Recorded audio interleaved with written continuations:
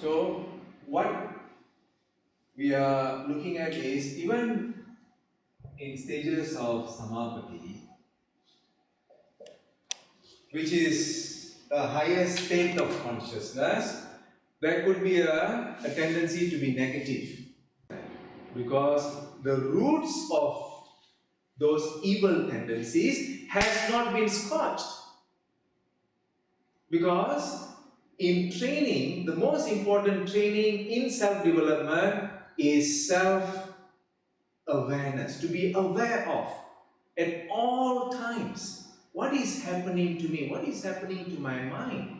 But it's an enjoyable process. It's not a difficult process, it's not a confusing process. It's a very easy process. Can I be tempted to do some bad things if the situation changes? You analyze. In many difficult situations, when somebody is attempting to influence you, when groups of people are attempting to change your mind, are you able to sustain and maintain a higher state of consciousness? That is when you will realize whether there is tarka in the mind or not. Are we able to support the tarka, or are we able to dissolve the tarka? This is the basic. After we have understood that, then we can go to vichara.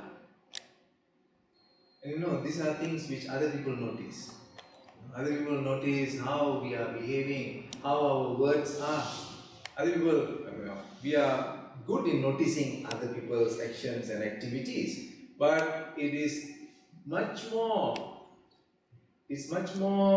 related to our self-development if we can do it by ourselves. People are not maybe brave enough to give us feedback all the time. They don't tell us, they live with us, but they just put up with us. They don't tell us. Eventually things becomes very negative. So that is the basics. The beginning stages is understanding my personality, my processes, my words, my thought processes, my actions, understanding. It becomes a very interesting process of understanding. Then it becomes a deeper practice of vichara, introspection. And when introspection comes, you are able to eventually realize what you are made out of psychologically. We are psychological beings. We are determined by our thought patterns. The thought patterns have many layers. It has a conscious layer, it has a subconscious layer, and it has an unconscious layer. The practice of yoga and meditation is to discover all of these layers. Nirvichara is when we transcend even the process of thoughtlessness, only after realization. Otherwise, if you go and attempt to say that I want to keep the mind blank, this is meditation. Meditation is emptying the mind, not allowing any thought to arise. Without vichara, if we do that, is suppression. Because you have not understood, you suppress. Not understood, suppress. No thoughts, no thoughts, no thoughts. It has to come to a level of understanding. Now we always think about, when we talk about meditation, when we talk about self-realization, we say that happiness is inside, correct? Happiness is inside. And then we say that, the other part of it is that people go and search for happiness outside. When they see an object, they feel happy. But whereas I feel it inside. I don't have to see and attain or have an object outside. I can feel the happiness inside. True or not? Now this is philosophy. This is what philosophers talk about. Why do you search for happiness outside? The objects of the senses do not give you happiness, but you continue to go and search for happiness outside. You get a new thing, you get a new car, you get a new house, the birth of a child, everything external brings you joy.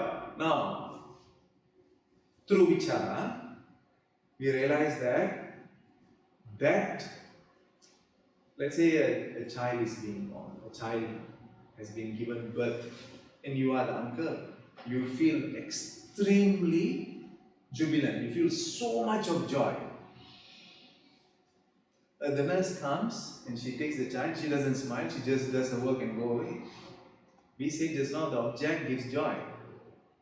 If objects give joy, why isn't she happy? So where was the joy felt? Where was the joy felt? You felt the joy inside. So everything that is happening externally is perceived and colored by the individual, and eventually we realize that we are the ones who are giving that joy, giving that object its value. So everything, in fact, whether external or internal, is being projected from inside. And this realization comes when vichara becomes very clear. So at all times, if this is happening inside us, then we will be able to grow, and we will be able to grow, and everything we will be able to self-correct. We are able to self-motivate. We are able to self-regulate, self-counsel, continuously growing and evolving, and we don't have to go back again and again and find someone else to do the work for us, someone else to solve our problems, someone else to take away our sadness and our worry, someone else to squash the psychological problems that you have, the physical issues that we have. Everything that is happening in our lives we are responsible for, and we can solve it once the vichara comes to a very clear state. Then you want to transcend all the thought processes, yes, go ahead. We can go to Nirvichara Samadhi. That is what subject matter here is. Other forms of Samadhi. Most important is that to understand Samadhi is not closing the eyes and sitting in the room and say to the whole, I am a yoga practitioner, I practice Kriya, I am a vegetarian, I am going for yoga class, I am doing Karma Yoga. All the time. Out of the room, when you are working, when you are interacting with society, when you are driving your car, when you are allowing people to stay in your house, when you are renting your rooms, how you feel, how you are communicating with people, what are the things that we are doing to other people. That is samadhi, samapati. So always remember, as this case is, that monks who have been living in monasteries, who have left everything, in a certain trigger, were motivated to do the greatest crime against humanity. So you have to always watch out for this tendency to act violently in the mind, to write violently and to express our violent feelings. Why not you do it with love and compassion? If that is the teachings that we value so much, if all the religions talk about compassion, kindness, forgiveness, firmness, and express your rights in the right way, in a non-violent way, I believe everybody will be able to listen eventually.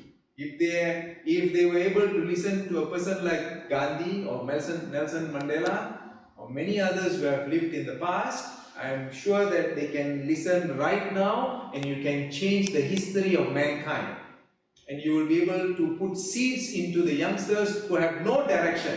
There is no good role model around us. And you can be a wonderful role model in your lives. Right now, to your children, to your nephews, your nieces, to your friends, your neighbors, and everybody else whom you are able to inspire.